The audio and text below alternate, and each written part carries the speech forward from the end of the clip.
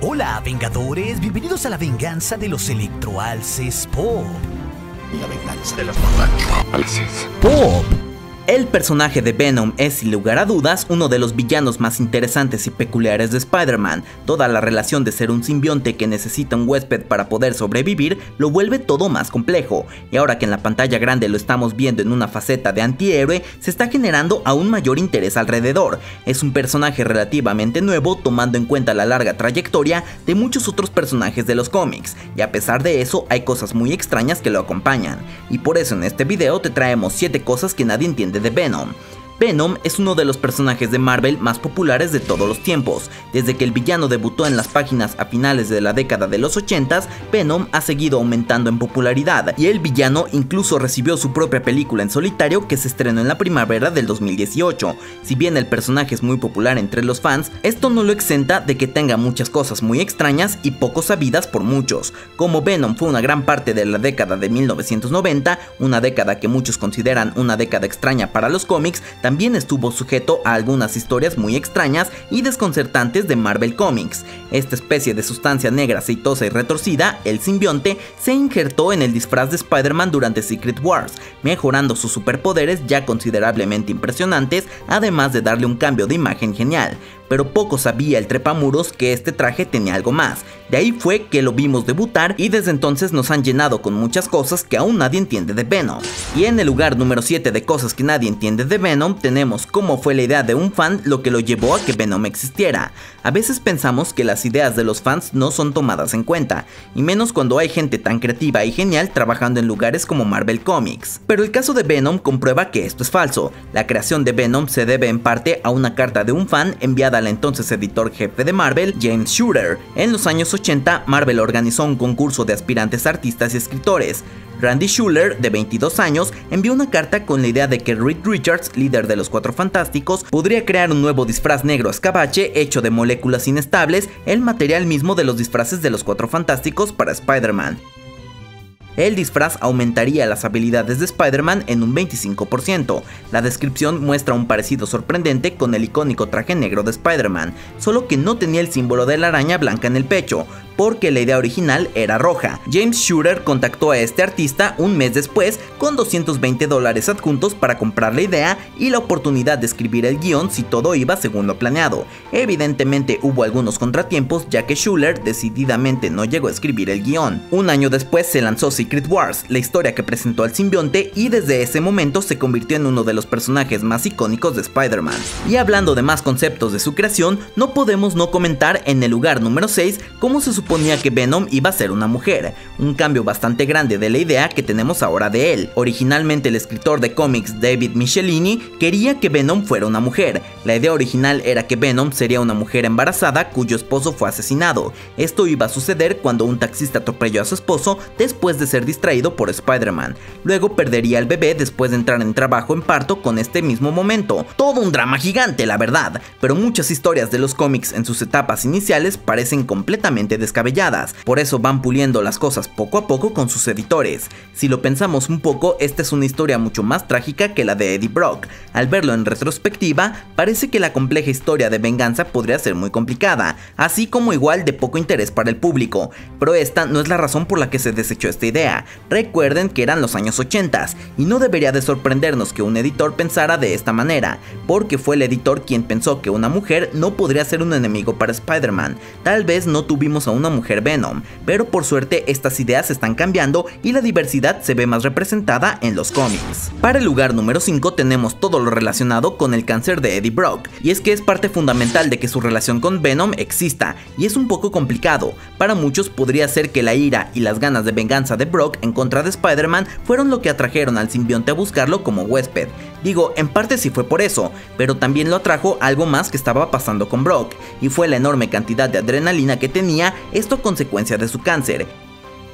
El simbionte se alimenta de adrenalina y durante un tiempo el cáncer de Brock se mantuvo controlado. Sin embargo, después de que Eddie Brock se separó del simbionte, su cáncer reapareció. El señor Lee, el dueño de un comedor de beneficencia llamado Fist, le ofreció un trabajo a Brock y gracias a sus misteriosos poderes curativos, curó a Eddie Brock de su cáncer por completo. Parte de la magia de los cómics, ya saben. Sin embargo, el toque mágico de Lee activó los restos microscópicos del simbionte que se aferraban a los glóbulos blancos de Eddie. El resultado fue la creación de Anti-Venom, el inverso de Venom. Además de las habilidades sobrehumanas que poseía Venom, Anti-Venom podría curar una persona de cualquier enfermedad. ¿Será que alguna vez veamos a Anti-Venom en la pantalla grande? Quizá ya no estamos tan lejos de que algo así se esté considerando por estos estudios. Para el lugar número 4 de cosas que nadie entiende de Venom, tenemos a los huéspedes de Venom. Como muchos sabrán, estos simbiontes, porque no es una característica exclusiva de Venom, necesitan de un huésped para poder existir.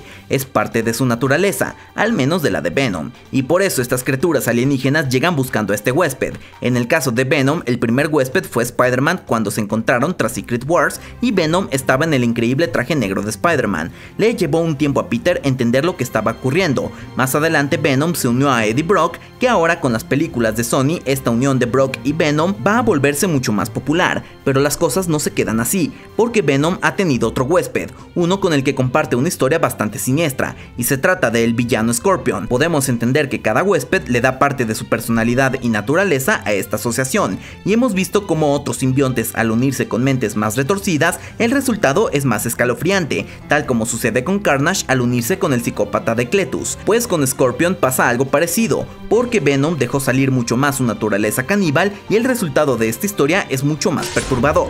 Para el dato número 3 tenemos la verdadera razón de estos simbiontes. Sabemos que Venom no es un monstruo cualquiera, en realidad es un extraterrestre, y todo lo que se relaciona con su origen, aunque no es conocido por muchos, tiene una explicación. Esta razón de por qué estos simbiontes han llegado a la Tierra y han interactuado con los humanos es muy poco explorada en todas las adaptaciones del personaje, ya que no se ha tocado este tema, pero en los cómics sí se ha dado una razón por la que los simbiontes están en exilio de su mundo natal. Esencialmente el simbionte de Venom se consideró indigno de su planeta de ser parte de la mente colmena, que es como normalmente habitan y coexisten las criaturas de esta raza. Después de que el simbionte de Venom fuera corrompido por el primer anfitrión al que se unió, el resto de la especie de Venom exilió a la criatura al espacio, y Venom ha llegado a la Tierra buscando a otro huésped.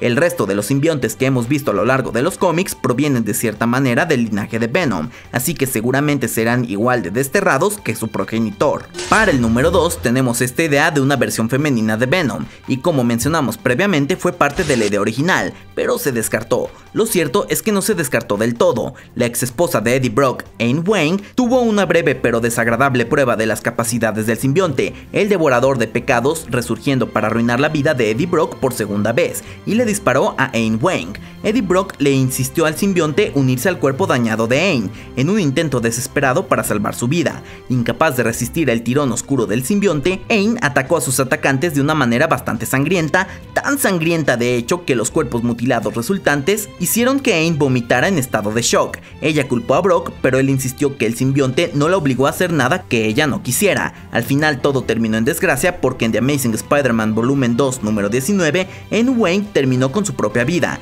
Esto alimentó aún más el odio de Venom hacia Spider-Man. La verdad es que fue un desenlace bastante trágico a toda esta historia que ya de por sí es dramática de Eddie Brock. Y bueno, vimos algo parecido a esto en la película de Venom del 2018, donde la exnovia de Eddie Brock precisamente adquiere el simbionte durante unos momentos.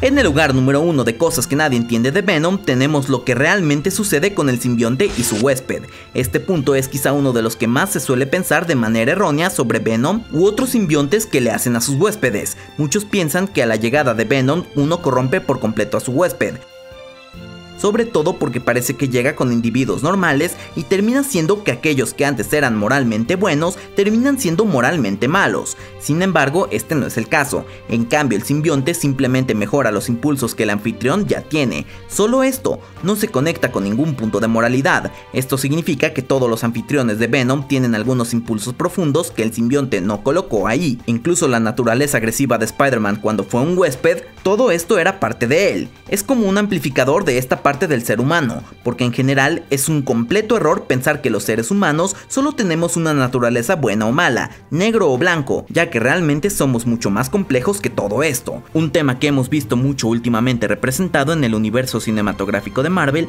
pero en vez de un simbionte con el suero del supersoldado, donde claramente el suero del supersoldado amplifica lo bueno y amplifica lo malo de cada usuario. Todo esto tiene mucho que ver realmente.